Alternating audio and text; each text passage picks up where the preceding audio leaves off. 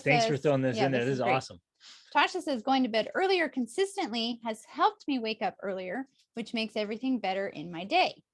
Okay, so good. These are actually connected. I'm gonna touch on that.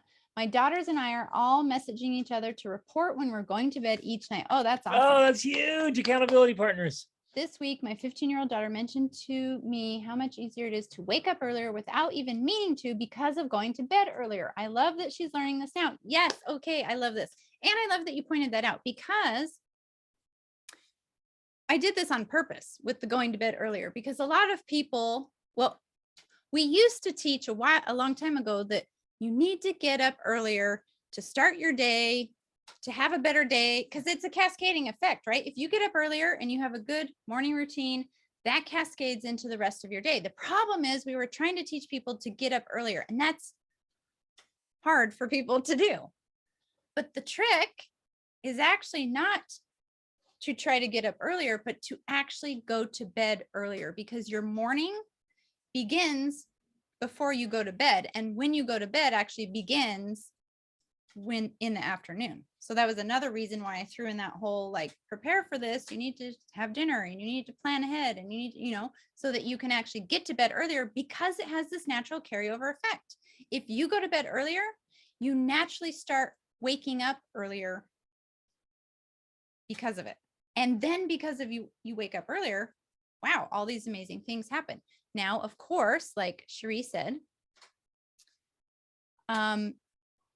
it can still be difficult to have time to yourself in the morning, especially if I'm assuming, I don't know, if you have young kids and they're waking up, especially if they're waking you up. Because I remember that. I remember if you wake up to them poking your face saying, right, I want some food. We have this kid, he's 12 now, but from the time he could talk, I'm not kidding you, the moment he could talk, the very first thing he would say as soon as he was conscious, "And something to eat, and something to eat." Like, that was the first words out of his mouth, right? So as soon as he was awake, it was like, you had to feed this kid. It's still the same today. Yeah, as soon as we see him, he's like, what's for breakfast? Like, this kid needs food in the morning. Mm-hmm. So there's a couple of approaches to this challenge. One of them is sometimes it's just the time of life. Like, you're going to have someone else message me, I think Davis, she has a brand new baby that's like 4 days old. Okay. There's just times in life when it's going to be like that. And you just kind of have to go with the flow. You're not necessarily going to have time to yourself in the morning because of your small children. That's one side of it. But what you can do, here's what I like to teach. Just because it's a morning routine doesn't mean it always has to be done in the morning before you do anything else. Sometimes what I do, and I'll even do this while we're traveling, sometimes we wake up in the morning, we have to catch a flight, we go somewhere, and now it's the afternoon. And guess what I do when I get there? My morning routine. So sometimes you just do the morning routine anytime, as soon as you can. You get the kid up, he wants something to eat right away, you go feed him, then you go back and you do a morning routine. So you can really do the morning routine anytime. And it's kind of this stabilizing effect of like, okay, I'm being intentional. I'm gaining clarity and focus. I'm centering myself. And you can do that whenever you need to. And you can do that after you wake up and after you help the kids, and then come back to that. Now, the other side of it is that with practice and with intentionality and with this idea of going to bed earlier, because over time, I've noticed that if I keep adjusting my bedtime a little bit, eventually I get to the point where I will wake up before my kids, even if they're younger, naturally, and feel rested. Does that make sense? So you can kind of keep working with it and tweaking it and being like, okay, maybe I need to go to bed a few minutes earlier than I have been even. And at some point you kind of get to where you will wake up before them, even if it's just a little bit before them. Maybe it's 5 or 10 minutes sooner than them.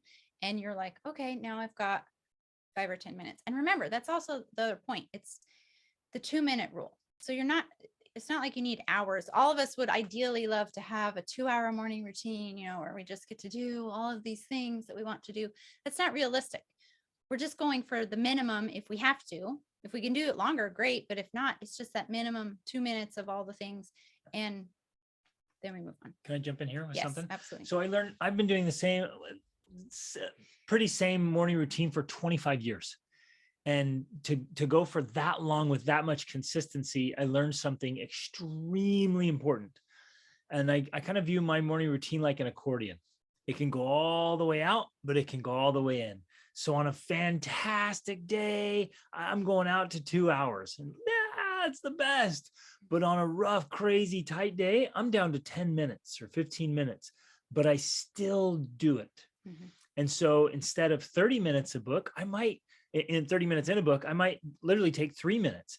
Instead of going out and running a 5K, I'm like, man, I got 5 minutes. So I turn on a song with my kids and I can do burpees or push-ups or squat jumps or just something, just move and run in place and dance and jump and go crazy for 5 minutes. It's way, way, way better than nothing. Mm-hmm. And I found with all the people I've been coaching, if we slip into an all or nothing mentality, then because of the craziness of family life, it ends up being nothing. Far more often exactly. Than everything. So see your routines like an accordion, and you'll find as you do it more consistently, it'll expand a little bit more and you'll consistently get 30 minutes or 45 minutes. But if it has to get squished, don't just dump it. Mm-hmm. And if there's a big disaster in the kitchen or whatever, like, oh man, running here and I got to run kids to this thing and the event and oh, my morning routine's gone. Do what Rachel says. And on the way back, you're driving back from taking your kids somewhere, kick on one of our podcasts or an audiobook, mm-hmm. or say your prayers, pray while you're driving, or do some, mm-hmm. keep your eyes open, but do some stillness and meditation. Don't do stillness meditation with your eyes closed while you're driving. You see what I'm saying? You can take a few minutes and by the time you get back to the house, you're like, man, I feel good. Well, I got some peace. Yeah, that's another good point, because sometimes I will do that as well. Integrate it into what I'm doing. If I need to go get breakfast for a child or make breakfast or whatever, I can put on an audiobook and listen to my inspirational book while I'm doing that. And so I kind of integrate it into what I'm doing. There was something else I was going to say, but now I forgot it. So let's read this one. Then I have something to say too. Okay. And Tasha said, for me, it's been so interesting to see that even though I'm going to bed 30 to 60 minutes earlier, I'm now usually waking up 2 to 3 hours earlier, mm-hmm. and waking up early has been a struggle for me for years.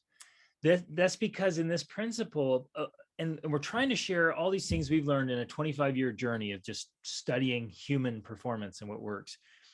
All these little things we're sharing, they act like magnifiers. And this is a perfect example. A little move here makes a big difference. And I don't know why. It just seems like God and the universe are conspiring to help us win. That these little efforts it's like a lever, right? You're using this lever, and so you can move a lot more stuff with these little tweaks. Yeah. 1 to 2% adjustment.